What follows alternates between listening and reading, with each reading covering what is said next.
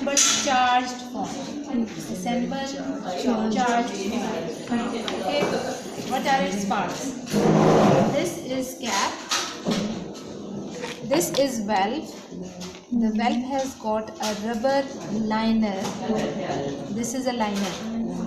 Liner. Liner. It has got ridges on either side. This liner is placed inside this valve. The valve is closed. The valve has got two buttons on either side. ये दो buttons हैं. These are called valve buttons. This is valve. These are valve buttons. Inside the valve is the liner, which is made of rubber. This cap is then attached with it, attached to the valve. Okay. Now this is a 60 cc syringe barrel or a cylinder. This is base of the cylinder, which is broader. This is collar stop. ये white colour का जो ring है ना इसके ऊपर, ये collar है. Collar stop. क्या फंक्शन है ये मैं आपको बताती हूँ. Collar stop. This is a plunger. The parts you have to remember are, this is a black colored O-ring of the plunger. O-ring. It is placed in a groove on the top of this plunger. What is the function of this black colored O-ring? It is lubricated with silicone or glutaraldehyde or 1 drop of liquid detergent before starting the procedure. Why it is lubricated? So that it allows easy movement of this plunger inside this syringe. Okay. These are two arms of the plunger, and this is handle of the plunger. Part समझ आ गए? समझ आ गया. Now we assemble this and charge this. First of all, we have held this valve and insert this cylinder straight into this valve. Straight. इसको twisting movement नहीं करनी. ठीक है, straight लेके जाना. So that the markings they lie on the front. ठीक है. Now we insert this plunger all the way into this cylinder. ठीक है. These two valve buttons, the base of the cylinder and the handle of the plunger, they should be in line. ठीक है. Now we apply this collar stop. This collar stop has got two clips inside. These clips they fit in the holes which are present over this cylinder. ठीक है. These they get fit in. Holes ये नीचे बने हुए हैं. ये whole है ना. सही हो गया. ये फिट इन हो गया. Why this is made? Collar stop का फंक्शन ये है कि when you pull this plunger out, ये प्लंजर इस सिरिंज से बाहर नहीं निकलेगा. ठीक है. पूरा बाहर नहीं निकल आएगा. ठीक है. अब हमने इसको चार्ज करना है. इसकी वैक्यूम नहीं आई. इसकी समझ नहीं आई. बेटा ये देखो ना, आप इस प्लंजर को बाहर नहीं खींच सकते. बाहर नहीं निकल सकता. ठीक है. ये तो ऊपर है. इस सिलेंडर का मैकेनिज्म ही है ना.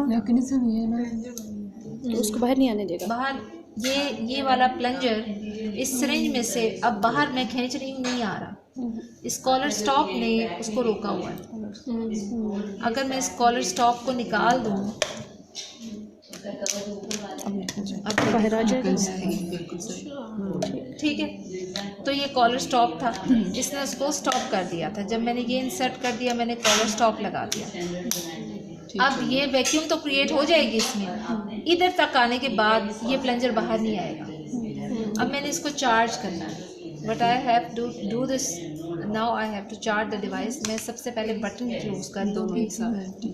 फिर इसके बाद I will pull this plunger until the arms of the plunger they rest on the base of the cylinder. ठीक है. नाउ द नेगेटिव प्रेशर और the vacuum is created inside this cylinder. How can we confirm this? We apply our gloved hand against the cap and we release the buttons. ठीक है. तो feel हो जाएगा. ये release कर दिए. देखा आवाज़ आई है, ठीक है। मतलब ये कि when we release the buttons the negative pressure which is created in this cylinder it is transmitted to my gloved hand. समझ आ गई? अब इसका मतलब आवर डिवाइस इज़ वर्किंग। अब हमने इसको अगेन चार्ज करना है।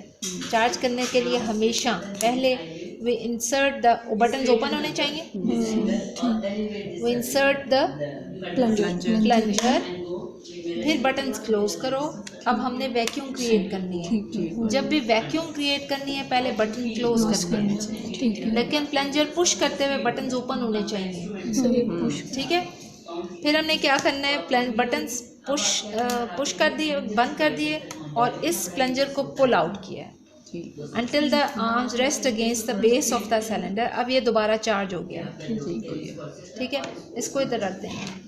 पेशेंट से डिटेल हिस्ट्री ली हुई है, उसको कॉल हमने किया हुआ है। We have taken a detail history, have already done a pelvic examination to assess the size and the position of the uterus। This device is used up till early miscarriage up to 12 weeks, missed miscarriage up till 12 weeks और incomplete miscarriage में हम इसको use करते हैं। And the third use is for taking endometrial biopsy, ठीक है, sampling लेने के लिए। अब 12 वीक्स में से इसके कैन्यूले होते हैं, MDA कैन्यूला। इनके साइजेस वेरी करते हैं 4 से 12 मिलीमीटर तक। ये 4 मिलीमीटर है, ये 6 है, ये कोई 7 है, ये 7 है, ये 12 है। 11 मार्किंग्स लिखी हुई है बेटा। 11 नहीं होता क्योंकि वो 9/11 का इंसिडेंट हुआ था, तो उन्होंने कहा कि ये लकी नंबर नहीं है उनके लिए, तो उन्होंने 11 का कैनुला नहीं बनाया, ठीक है। 4, 5, 6 बाकी सारे प्रेजेंट हैं, 11 मिसिंग है। अब इसको हम according to corresponding to the gestational age in weeks use करते हैं। सपोज हम मिस कैरेज है सपोज 8 वीक्स का, तो कैनुला या तो मैं 8 वीक्स का यूज़ करूँगी या उससे -1 यूज़ करूँगी, या छोटा हो या बिल्कुल या 1 नंबर कम या उसके कॉरेस्पॉन्डिंग, इनके 7 हो या 8 हो, बड़ा नहीं यूज़ करना, ठीक है। उसके बाद आपने क्या करना है, पेशेंट से आपने कहा है कि वो यूरिन पास कर किया है, आपने उसको एक्सप्लेन किया है प्रोसीजर, उससे डिस्कस किया है कि there is a need of analgesia. उसके पास ऑप्शन है कि वो ओरल ले ले या फिर वो हम उसको पैरासर्वाइकल ब्लॉक लगा दें। कुछ पेशेंट्स होते हैं वो कहते हैं कि हम ओरल ले लेते हैं, अगर टॉलरेट ना हुआ प्रोसीजर तो आप हमें पैरासर्वाइकल ब्लॉक लगा दें। कुछ पेशेंट ऑप्टी पैरासर्वाइकल कर लेते हैं शुरू से। जो ओरल देना हो तो आपने उसको या तो 400 मिलीग्राम ब्रूफिन दे देनी है या 2 टैबलेट्स पैरासीटामोल स्टैट दे देनी है, प्लस ओरल एंटीबायोटिक स्टैट में 1 ग्राम एजिथ्रोमाइसिन एंड 400 मिलीग्राम मेट्रोनिडाजोल दे देनी है। अगर आप मिसकैरेज के लिए कर रहे हैं तो 400 microgram misoprostol 2 to 3 hours before the procedure आपने उसको दे देनी है सर्वाइकल लाइटनिंग के लिए, ठीक है। उसके बाद आपने पेशेंट को कॉल करना है, आपने उसको कहा कि वो यूरिन पास करके आए, ब्लैडर एम्प्टी करे और डॉर्सल पोजीशन में लेट जाए। उसके बाद आपने उसका बायमैनुअल एग्जामिनेशन किया to assess the size and position of the uterus. फिर आपने क्या किया, स्पेकुलम इंट्रोड्यूस किया। If you have got an assistant you can use a Sims speculum. If you do not have any assistant तो आप कस्कोज use करें, ठीक है। अगर सिम्स यूज़ किया है तो सर्विक्स को विजुलाइज करें, विजुलाइज करके आप एंटीसेप्टिक सोल्यूशन से क्लीन करें। उसके बाद आप पैरासर्वाइकल ब्लॉक 2, 4, 8 और 10 पोजीशन पे लोकल एनेस्थेटिक 1% लिडोकेन आप इंजेक्ट करते हैं जहाँ पे सर्विक्स वजाइना पे रिफ्लेक्ट हो रहा होता है, मेन बॉडी में नहीं, उसका थोड़ा पीछे। पैरासर्वाइकल इसलिए उसको कहते हैं, ठीक है। वहाँ पे आपने लोकल एनेस्थेटिक इंजेक्ट कर लिया है। इंजेक्ट करने के बाद आपने सर्विक्स को सीरियली डायलेट किया, इधर with the Pratt dilators. Pratt plastic dilators होते हैं जो इसी के लिए बनाए गए हैं। अगर प्रैट डायलेटर्स अवेलेबल ना हो तो फिर हम अपने मेटल डायलेटर से उसको डायलेट कर लेते हैं। उसके बाद आपने अगर 7 मिलीमीटर साइज़ का कैनुला सेलेक्ट किया हुआ है तो आपने ये कैनुला यूट्राइन कैविटी के अंदर यूँ इंसर्ट कर देना है, ठीक है। इंसर्ट करने के बाद आपने असिस्टेंट को पकड़ाना है, अपने ग्लव्स आप वॉशअप हुए ग्लव्स आपने पहन लिए, वॉश के वार्म वाटर के साथ जो भी है या आप आयोडीन से। उसके बाद आपने इसको इसके साथ इंसर्ट कर देना है। ये खुला पड़ा है, हम इसको इसके साथ इंसर्ट कर देते हैं, ये यूँ इंसर्ट हो जाएगा, ठीक है। हाँ, ये फिक्स हो जाता है यूँ।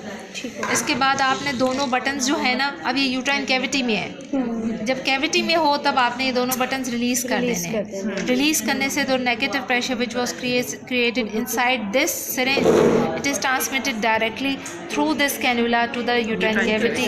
60 to 66 centimetre of water negative pressure होता है जो क्रिएट होता है। आप इसको rotatory movements gentle rotatory movements करते जाएंगे और सारी RPOCs इसमें से होते हुए इसमें चले आ जाएंगे, जेंटल रोटेटरी मूवमेंट्स। जब ये सिरिंज आपकी फिलअप हो जाए तो आपने इसको एम्प्टी करना है, तो आप इसके ना बटन्स बंद करके लें ताकि स्पिल ओवर ना हो प्रोडक्ट्स।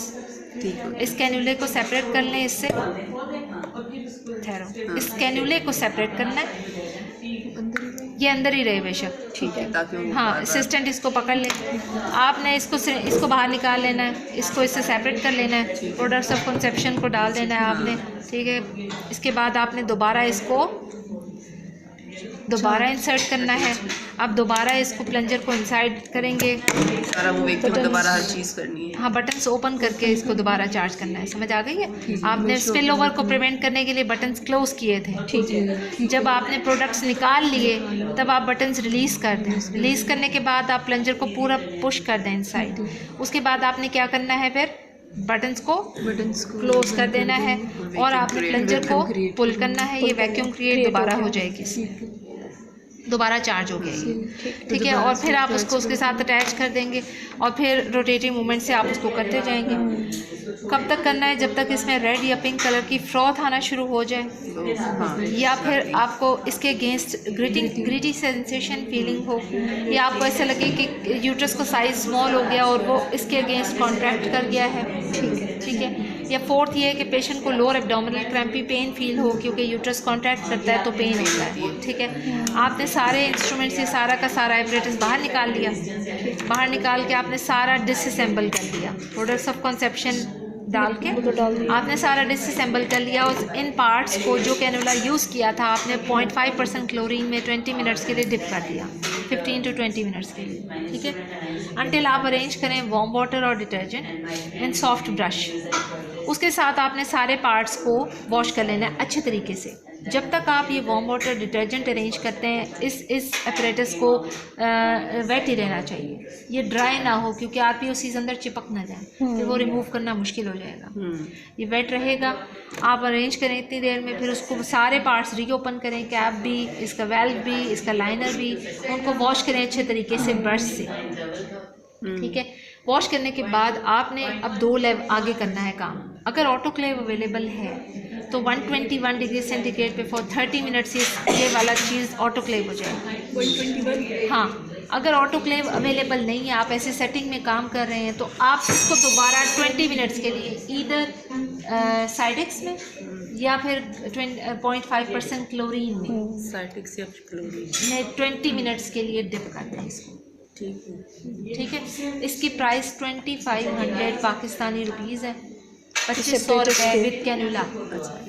लेकिन हम इसको रिपीटेडली यूज़ कर सकते हैं, हम कोई 10-15 मरतबा 20 मरतबा भी यूज़ कर जाते हैं। अगर इसके बटन्स ये ब्रिटल हो, सख्त हो जाए, ये वाला प्लंजर अंदर बाहर मूव करना बंद कर दे, या इसका हैंडल टूट जाए, या कोई आउट ऑफ ऑर्डर ये हो जाए, अगर क्रैक हो जाए, वैक्यूम क्रिएट ना हो, तब हम इसको डिस्कार्ड कर देते हैं। वो डिपेंड करता है आपने यूज़ किस तरीके से किया है।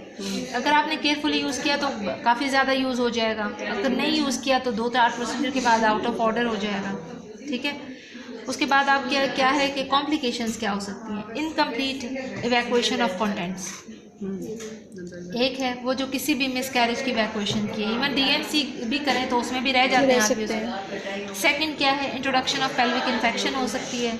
सर्वाइकल ट्रॉमा, जब आप टेनेकुलम से होल्ड करते हैं, ब्लीडिंग हो सकती है, उसमें से हेमरेज हो सकता है, या फिर यूट्राइन परफोरेशन जो कि बहुत रेयर है। समझ आ गया? कोई और क्वेश्चन पूछना है?